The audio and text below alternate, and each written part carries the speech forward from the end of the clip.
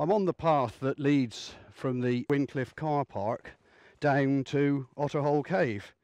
It was established by the cavers in the 1970s as their route to the cave. Generally takes about half an hour to get down from the car park to the cave. The route varies a bit during the winter because, as you can see, fallen trees and things like that, but it's not a bad route.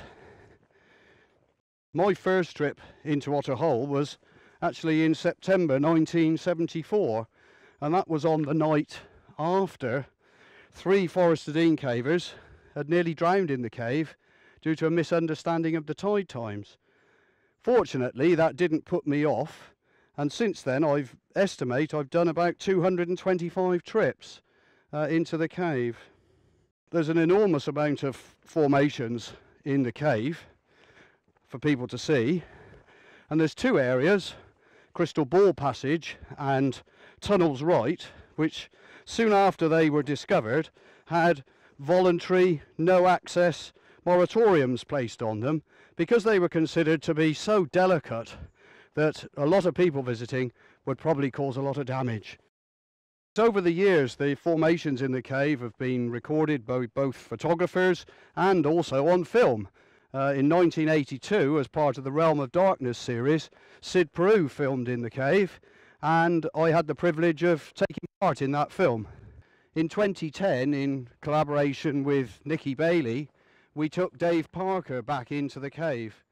Dave was the first caver to ever go to Otter Hole in 1970, and at the age of 73, we took him all the way up to the Hall of 30 for the very first time.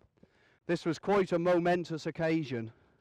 During the filming of Dave's trip, I met caver and cameraman Gary Cullen, and as a result of this, some of his footage was used in the finished film.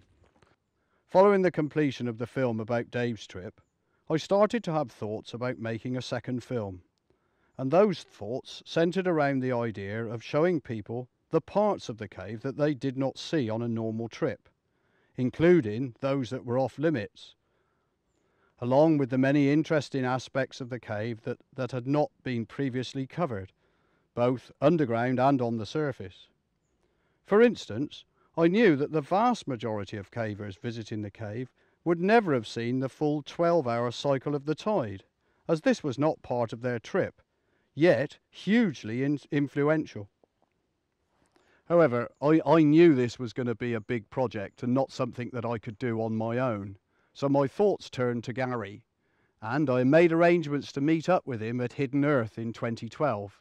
And to be honest, what better place to meet than in the bar? And over a few drinks we discussed the project and my ideas. And I asked him if he would be interested in helping out.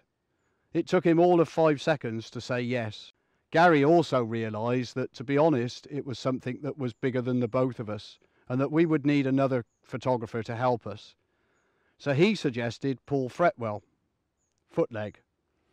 Gary knew Footleg, and he was a very skilled and talented photographer and filmmaker. So we found Footleg, we bought him a few drinks, and we discussed it, and we sold the idea to him.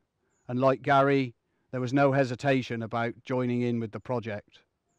So now we had the 3 of us, and the Otter Hole project was born. Little did we know what we were getting ourselves into. During 2012, a lot of time was spent working out what the film could contain. And also I made a start on filming the time-lapse of the River Wye. Not quite as easy as it sounds, but we got there in the end at the 3rd attempt with 5 cameras and a choreographed boat. Underground filming actually didn't get underway until 2014 with a trip to Crystal Ball Passage. This was one that actually caused a little bit of controversy as people asked the question, why have you decided to go and visit Crystal Ball Passage when it's been out of bounds for people to visit? My answer to that was that the reason we wanted to film it was to show people the place because many people had never seen it, and also to show that actually conserving the area of the cave and not allowing people to go and see it had worked, and it had been justified in doing it. It's unique, it's absolutely unique. We're so honoured, this team today, to be, given the opportunity to go in there. This was followed 3 weeks later by a trip to Tunnels Right, and again an area that has restricted access. This is a place where, they say, people come up to and usually go straight on past it. This is just a purely trust that nobody goes over and stands over it. So again, we're very privileged to be able to actually step over it. When you see the precautions that the filming crew took and the work that went into ensuring that no damage was done, I'm sure you'll agree that it was all worthwhile. A heart attack kept me out of both of those trips. So I've still not been to either Tunnels Right or Crystal Ball Passage. During 2014, I also started work on the construction of the carriage to carry a camera through the Hall of 30 so that we could film on the move and see parts of the chamber that nobody had ever seen.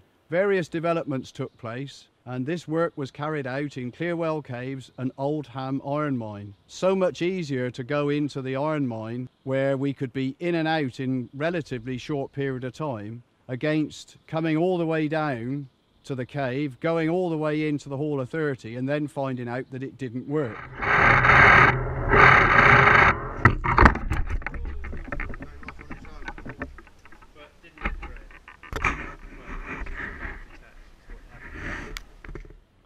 Eventually we had a finished product that was manufactured out of Lego, and to this we also added an electric winch so that we could pull the carriage and the camera up through the chamber.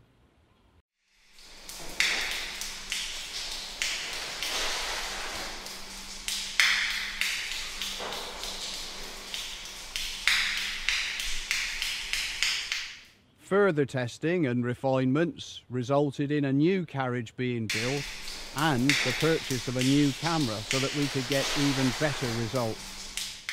It's just really some of a small part of the work that has been going on.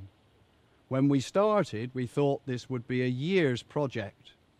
In reality, we're already 4 years in from when the project was conceived. Steve Wolfden has also joined our team so that we now have 4 cameramen working. This is because the workload has increased immensely. There's an absolutely incredible amount of camaraderie within the team, and a massive amount of work and effort has gone in. We've probably got at least another year's work before we'll have a finished film. So for now, what we're going to do is show you a few little tasters from the filming work. And hopefully you'll come back to Hidden Earth in 2017 and see, we hope, a finished film.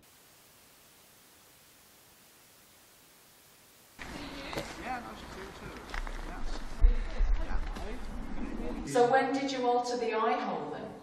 Oh, before that, yeah. Before that. As soon as we could get back to the sun, we started blasting the oil. Same time in the same part, and there's no room to pass. There's certainly no room to carry a load of bags in there. Okay. So I think what will work best